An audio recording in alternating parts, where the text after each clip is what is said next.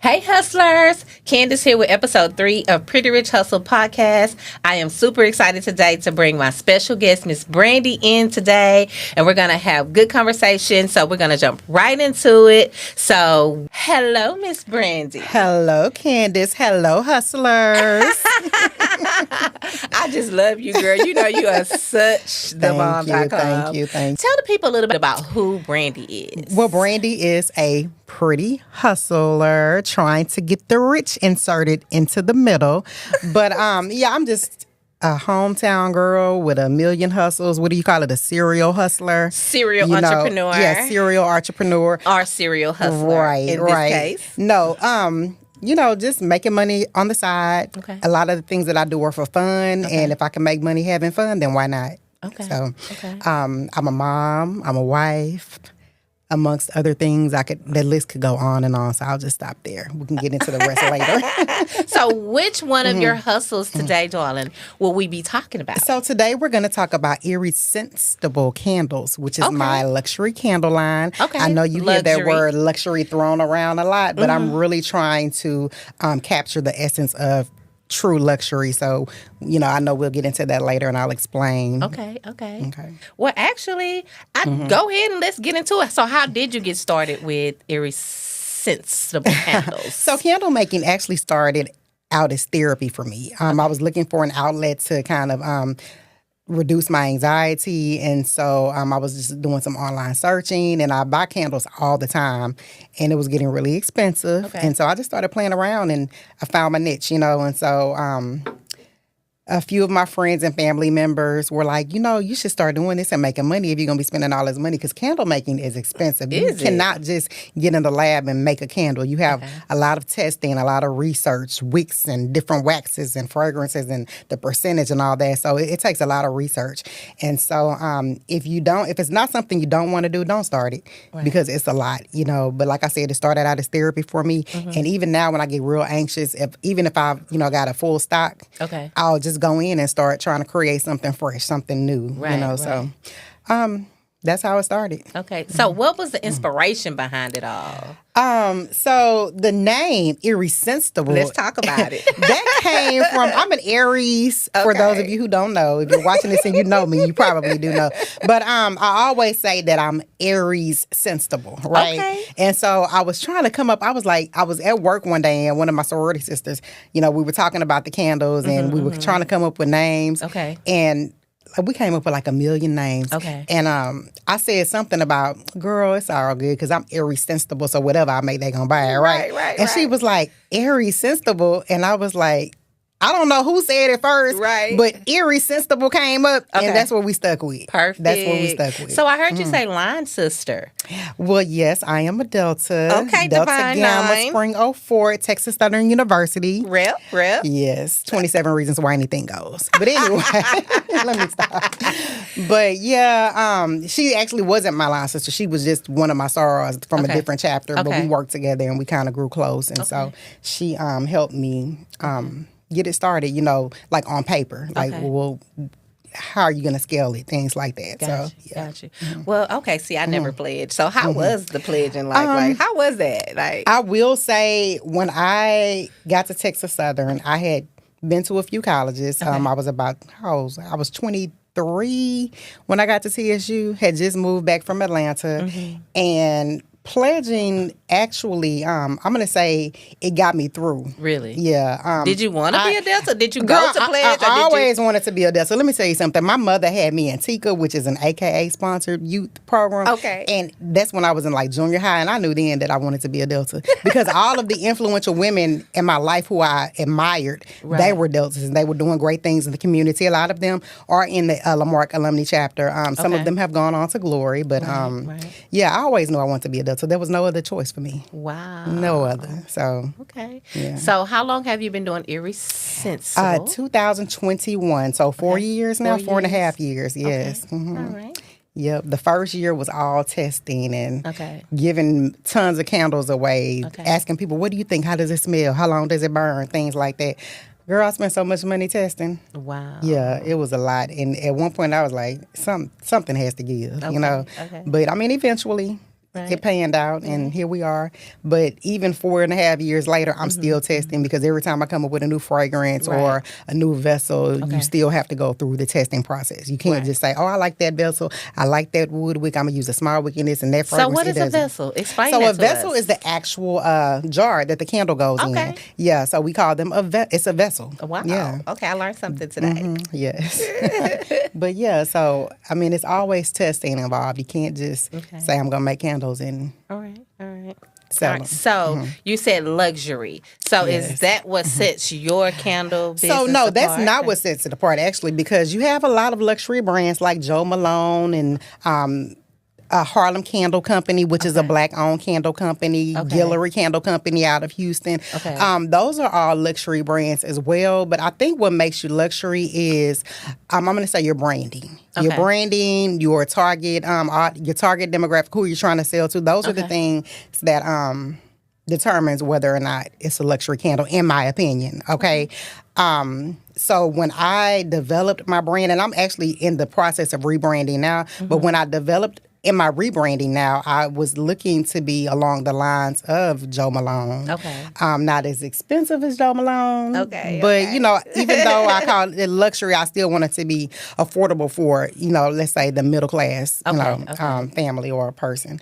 And so we were talking about the luxury and what sets your candle apart. So thank you for that information because, again, I learned something I had no idea that candle making took such effort, like, you know, but I mean, again, it's a hustle and of course it's work. Everything is work. It is. You know. But I'll also say this, another thing that sets my candles apart, all of my fragrances are named after songs. Wow. Right. And so the very first candle that I made, it was a lemon verbena candle. That was a very basic scent. Okay. But I was just getting started and I called it Happy Feelings. Okay, Happy Feelings. The May song. I do. But I called it that because that fragrance actually reminded me, you know, back in the day, you got to get up on Saturday mornings, clean up the house. Your mama make a list for you before she go to the beauty shop. That's what we had to do. Wow. And so I remember just the cleaning products and the lemon smell, you know, the pine sol and things like that. That when I smelled that lemon verbena, it brought back that memory. Gotcha. And so, and also, you know, listening to music while you're cleaning. Right. And so, I don't know, it was just Happy Feelings just went with that fragrance. I And, like you know, it. I like it. Yeah, so we're gonna introduce your candle here in a second. But you brought up the beauty shop and you brought up weekends. A lot of people have no idea that my first hustle before I was even at legal age to work was at Brandi's beauty salon. It was. Your grandmother owned a salon, She did. and she named it after you. And I would walk from middle school on Fridays, and I would go and wash towels, baby. That trash can with the wet towels in it was heavy as heck. But I got paid $50 a day because I would return on Saturday. But that was my first hustle, and I remember, baby, every Saturday I would take my little $100, and I was going to Jay Riggins, honey, because you know I was a little tomboy back in the day, so I was going to the Nike store, and I was going to Jay Riggins every week. I got me a new shirt every week. So that was my first little hustle. Walking from the middle school to Brandi's beauty salon. Miss Thelma was such a blessing to me. I will say that you were not the only one she had hustling, baby, because she had me in the shampooing hair and massaging and sweeping and taking the trash out, baby. Yeah, she you put have us to live work. up to the name, honey. I know. She put us to work in there. You know, I didn't want to do hair I don't do hair per se, but I do have my license, you know. It was just, I felt that, you know, my mother had hers, my grandmother, my great-grandmother, my so aunts. It's just generational. Yeah, exactly. And I just feel like you should always have something, have a trade. That fall back, you know, to fall back on. Yeah, my daughter is a nurse, but I made sure that she got that cosmetology in high school while it was free. That's right. You hear That's me? right. Because again, it's always a side hustle, and she does do hair on the side. So that's good. Definitely a lucrative hustle to have on the side. Absolutely. So let's talk about you. Let's see your candles. candle. So introduce one of your babies. Irrescentible. Yes, these are our new bags. And so this particular candle, each candle comes in this little box here. Okay. And the back has my QR code and your precautions for burning a candle. This particular candle is called... It has a little card in there because I don't know which one is. This one is the Weekend. Okay, the Weekend. All right, yeah. So the Weekend. I like that. I'll tell you more about that, how I came up with that name. But this is the vessel. Girl, look at the vessel, honey. Nice black sleek. Because I was about to say, look at the case. The vessel is just a simple black sleek case. Okay. The top does have the name of the fragrance as well as my logo, the ounces, and it's a coconut apricot wax candle. Which is considered a luxury wax. And our wooden wick. Okay. And so this is a crackling wooden wick. It kind of whispers. It's not too loud because I know a lot of people. Okay, crackling. Yeah, it crackles. It crackles. You're doing the most with your little camera. So when I say the Weekend, do you know what song I'm talking about? Not the particular one. I know the artist that you speak of. Okay, who is the artist? The Weekend. No. The song The Weekend. You know SZA. No. Come on. Yeah. Okay, I haven't heard it. It's The Weekend. Remember that? I cannot sing, but you know I don't mind. Yes. But anyway, can I just read the portfolio for you? You can. So each candle comes with the fragrance portfolio, and I'm just going to read about The Weekend, right? It says this fragrance... I know. Okay. This fragrance is the perfect companion for your post-cleaning ritual. After a weekend spent tidying and refreshing your home, light this candle to transform your space into a sanctuary. The invigorating burst of green mandarin and lemon flower combines with the subtle saltiness of Himalayan salt to awaken the senses, while the soothing notes of blue sea kelp and mineral waters wash over you like a gentle breeze. Listen, I'm listening. As you settle into your favorite chair with a good book and a glass of wine, right? The grounding warmth of clary sage, white thyme, and Indonesia santal envelops you, creating a peaceful atmosphere that invites relaxation and calm. Perfect for winding down and enjoying those moments of self-care. Indulge in tranquility.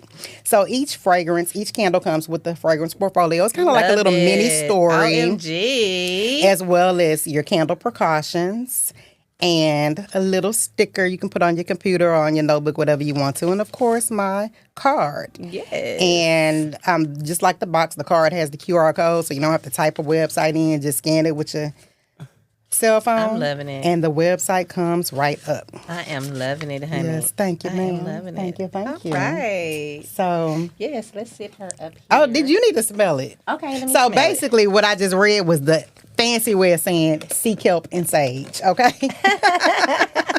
Let me smell it. Okay. Oh, my God. Is this for me? Mm-hmm. Okay. It is.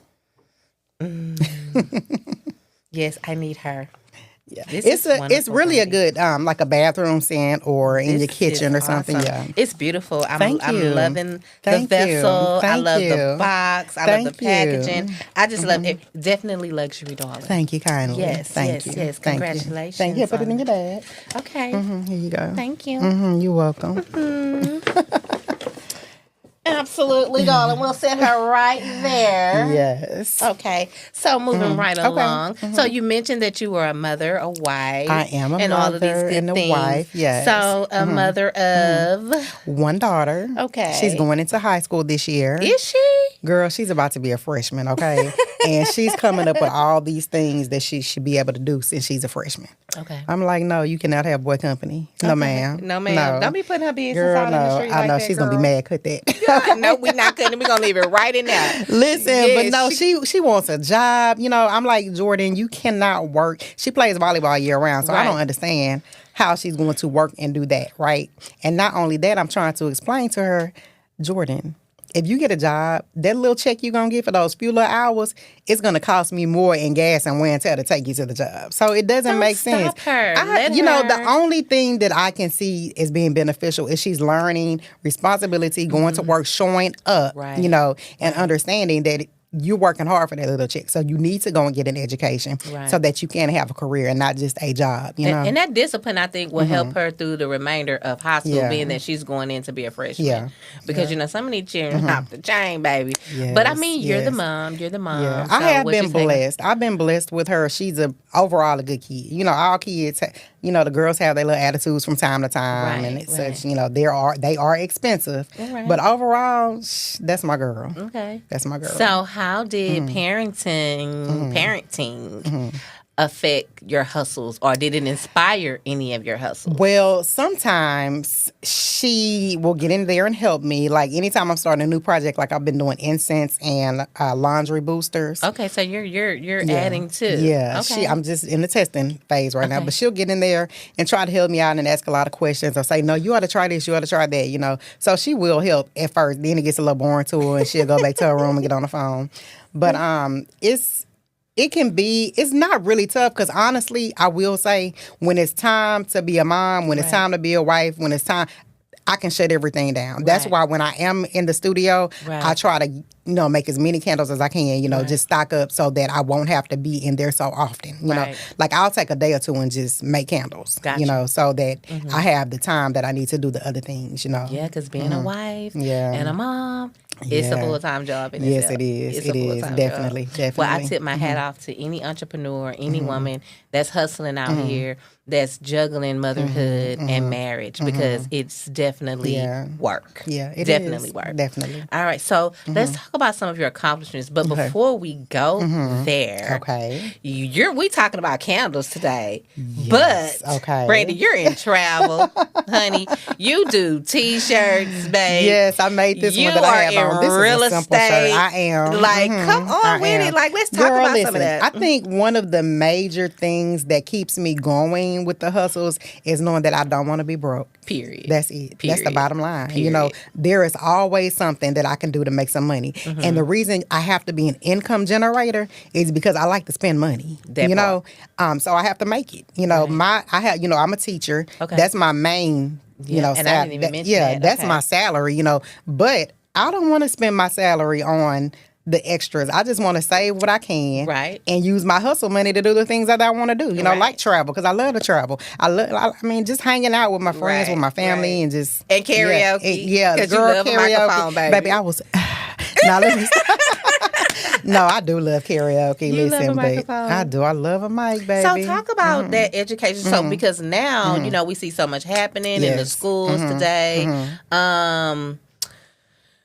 How is that, like, being in the education system, and what level or what grade of students do you deal with on a daily basis? So I will say, this is I'm going into my 20th year. Oh, wow. Where I am now, I absolutely love it. Okay. This is the easiest job that I've ever had. And when I say that because the admin team, they are proactive and not reactive. Gotcha. They are supportive. They handle what needs to be handled on campus, you know, when it needs to be handled. And they don't make any excuses. They don't let the kids make excuses. They hold them accountable, you know, for the most part. We you don't know. do excuses. I know, yeah. We don't do those. I think when you don't hold our kids accountable, that does not prepare them for the real world, you know. And so I really love where I am.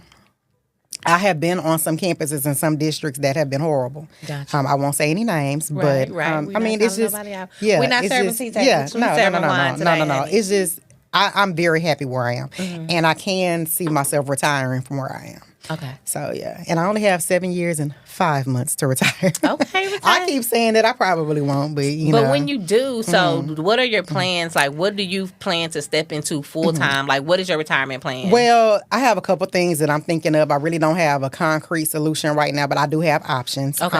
One of the things is, you know, I'm at the tail end of my PhD. I'm working on my chapters 4 right now. Come on, PhD. And so I want to teach at the collegiate level.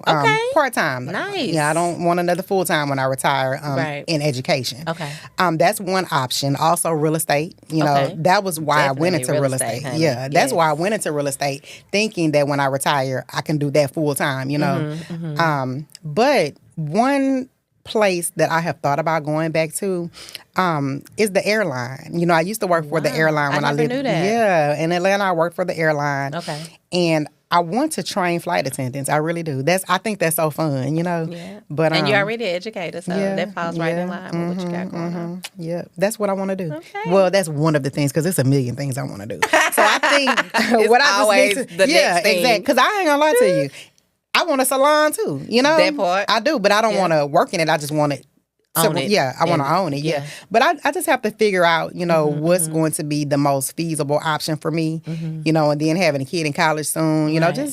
What's going to work for my family. I'll figure it out. We'll be right here together, girl. We're gonna get it right on girl, together. If you call me back here in a year, I might have 5 additional things I want to do. Okay, I'm exactly. just saying. You live one life, and I just feel like, hey. That's the life of a hustler, baby. That's the life of a hustler. So tell us some things that you're proud of. Of course, the PhD, I know is one of them. Yes. What are some things that you've accomplished along the way, or some things that you could say that you're proud of in your mini hustles, or one hustle, or what, like something that you could look back on and say, yeah, I did that. You know what? Out of all the things that I've done, all of my accomplishments, I think that my greatest is my child. Gotcha. Yeah. And I used to hear people say that. I'd be like, but I get it. I do get it. Because it's like, that's my mini me. And when I'm no longer here, that's my legacy. You know what I mean? Okay. And so I think she's my greatest. Sometimes I look at her and I'll be like, wow, I had a kid. And I did not want kids, but I'm glad I had her. That's my baby. Yes. But I look at her and I'm like, wow. It's like... Yeah. And it is work. That's my creation. You know what I mean? Yeah. And it is work. It's a lot of work, but it's worth it. Yes, it's worth it. It definitely is. It's worth it. Yeah. Especially when you could, like you say, watch them grow up and then see their accomplishments and just watch them be little adults. Yes. Of course, we cringe at the thought of them stepping into, what we say, the double digits. Listen. And then, they get to that age and that point where they know more than we do. Oh, right now. We don't know nothing. Now. We don't know nothing. They know everything. Right now. And so it's getting past that, and then the boy stage. So you know how that goes. But anyway, you got time for that. Girl, listen, don't remind me, okay? Because these high school years, I already know. Right. Yeah. And so speaking of that as well, so have you had any issues or challenges or things that may have come up that made you say, you know what, I don't think I'm going to be able to do this? Or did you not have that mindset? Like, what are some challenges that you face? The only challenge I've had, in my opinion, being a mother from my experience was and hustling. Yes. When you are hustling, when you have a business, making sure it's sustainable. That's been my only thing because, like I said, I've been making candles 4.5 years now. Right. And one thing, like I hate when I love a product and I'm buying it and then all of a sudden they don't make it anymore. Gotcha. Or the company goes out of business. And that was one of my challenges, actually, because I was using a company called 1617 for fragrances. They had a high-end line of fragrances. Right. And they just one day went out of business. Wow. Like, the website was down, and I belonged to these candle communities on social media, and we were all wondering what was happening. We still don't know to this day what happened. Thankfully, somebody found the formulas and, just... recreated them. How did y'all recover from they that? recreated them. But it did teach me that you cannot have one distributor for all of your things. You have to kind of spread your line around because if you are using one distributor and they go out of business, then you pretty much screwed, Right.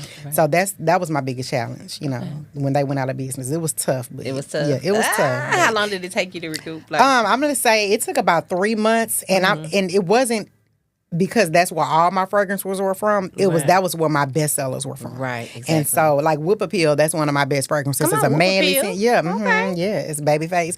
But that's my absolute best seller. And that was a part of the 1617 line. It's not called Whip Appeal. That's my name for it. But I was devastated. Not really devastated, but pissed off. Exactly. Yeah, exactly. but then you had another candle company that did fragrances. They came and reformulated. It's not the exact same, but it's very, very close. And it's acceptable in my opinion. And my clients love it. So and when you're hustling, baby, you got to know how to pivot. We talked about that in the last podcast. Like, knowing how to pivot, knowing how to say, okay, this ain't work. Well, what's the next thing that I need to do? And so that's part of being a hustler. Yeah. It comes with the territory. That's right. And another challenge now that I think about it was when I'm making candles and coming up with these fragrances, I have to not be so concerned with what I like. You know, because I'm not the one that's buying it. It's the client that's buying it. So I have to think about because it was one fragrance, like my mom and her friends, they purchased the candles too. And she was like, you need to make this one. I was like, that sucks. I do not like that. Yeah. And so I made a couple, just to kind of test, baby. They sold well. Right. And so I had to put it in my line, Yeah. And so, like I said, you can't, it's not what I want because I'm not the consumer. That's it. That's it. Yeah. And I think I had that issue when I was selling jewelry at one time. And I went and got all the bling. You know me, I love me some bling, girl. So I had one of my mentors in the jewelry game, that had brought me in the business. Yeah. And she was like, her name was Rhonda Miller. Okay. Hey, Rhonda Miller. Hey, Rhonda. And so, anyway, she was awesome. But she taught me a lot. But she was like, Candace, pick some things that you wouldn't pick. Like, choose some things that you wouldn't wear or you wouldn't pick. And you're right. Like, those are some of my best sellers. Yeah. And they were, when you getting this again? When you getting this again? I'd be like, that ugly. Yeah, I know, right? Yeah. Ugly. But listen, if they're going to buy it, I'm going to make it. Okay? That part right there. So it's all about, again, having an open mind. Yeah. Thinking about your client and your market base. It's not about you. Right. Because, again, you're marketing a product. So, excited about that. So is there anything you would change if you could go back? I would have started doing it sooner. Really? Yeah, I would have started doing this because I love it. Outside of all your other hustles? Outside of this is my favorite. So I could tell because I'm like, okay, she's talking about candles, but this girl's doing this. It's my favorite. Okay. And honestly, I don't expect to get rich doing this, but I love doing it, so it doesn't matter. But you never know because you could always add to your line. Yeah. Who knows how irrescentstible candles will grow here in the near future. I'm open to it, but like I said, I do it because I love it. Who did your T-shirt? I did. Of course you did.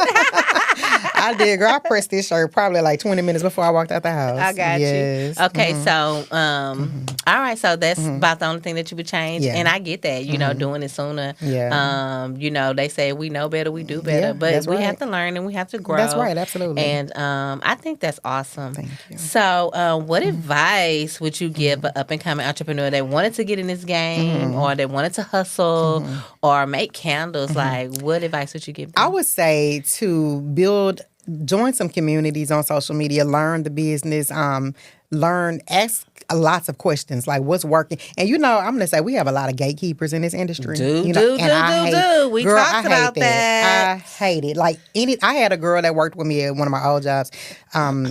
Maybe 2 or 3 years ago, she wanted to make candles. She was making a different, like a soy candle. It was actually 2 of them, but a soy candle. Yeah, I started with soy wax, and I didn't like. Yeah, I didn't like it at all. But girl, I was coming up with all these forms that she could use to, to keep track of her formulas and, what to get all of these vendors that she could use. Because I feel like we should help each other, Because at the end of the day, her clientele is not mine. They're not mine. Right. We're gonna have number one, we live in different areas.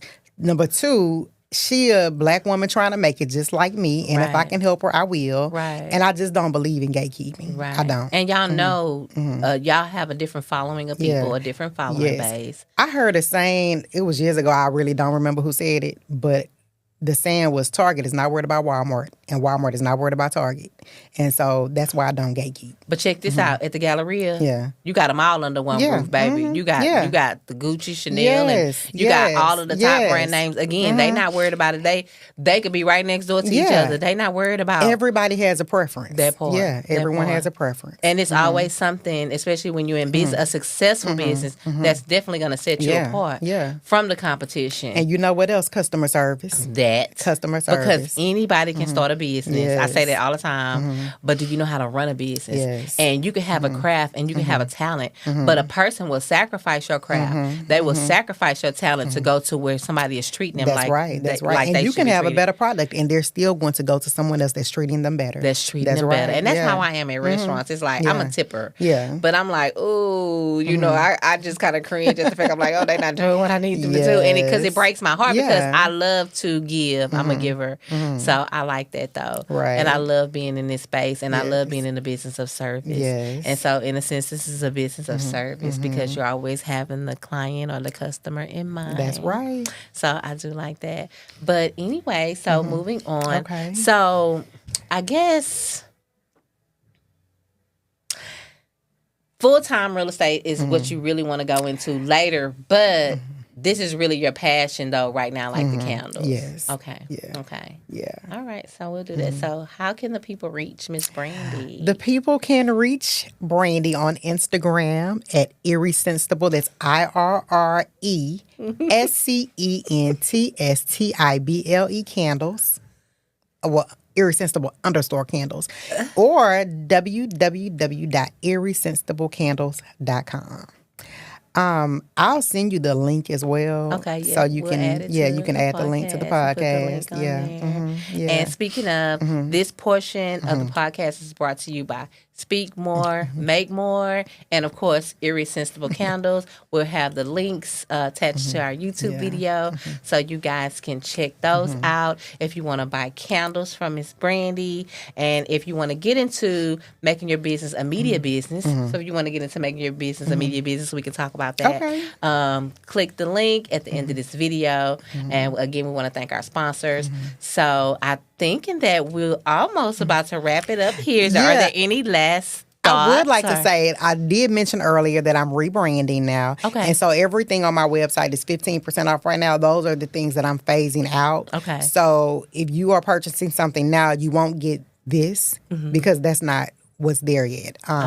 I still have to do my my photo shoot and all that, so I can. So I'm special. Yes, yes, so that I can revamp my website and such. But like I said, everything's on sale right now. 15% off. Yeah. Okay, so do you have anything coming up? What is your next move? So, well, you just really talked about it, the rebranding. Yeah. Outside of that, do you have anything else that is something? No, I'm trying to focus on the task at hand right now before I start anything new. You know, I have so many irons in the fire. Right. So I'm just trying to perfect what I have keep some now. irons in the fire, baby. Yes, absolutely. Well, I am super excited, Brandi, to have you here today. Thank you. You have really blessed my game. And I want to Thank tell you you. something. I want to thank you because when I did mention that I was going to be starting this, because, you know, I keep a lot of irons in the fire. But, you know, I had so much going on. And I've been wanting to do this for so long because, you know, baby, I can talk. You know what I'm saying? Girl, you know I can too. Now stop. Yes, that's why I say, oh, she's going to be perfect. But I want to tell you thank you because